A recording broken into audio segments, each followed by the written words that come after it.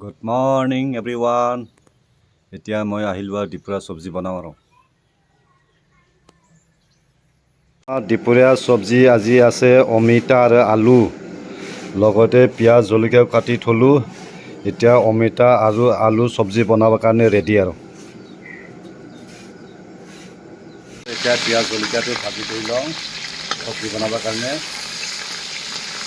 দিলোঁ অমিতা আৰু আলু ভাজি লওঁ।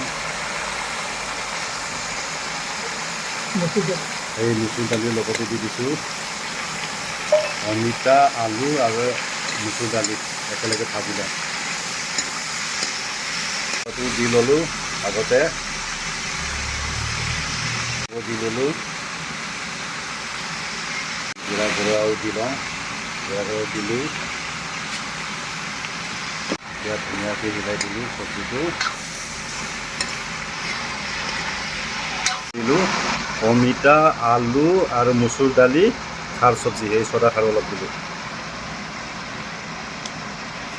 আজি দুপৰীয়া চব্জিটো আছিলে অমিতা আলু মচুৰ দালি আৰু লগতে খাৰ দিছোঁ। এইটো অমিতা খাৰ চব্জি আজি ধুনীয়াকৈ বনাইছোঁ। খাই কিন্তু মজা লাগিব দেই। আজি চব্জিটো বঢ়িয়াকৈ বনাইছোঁ।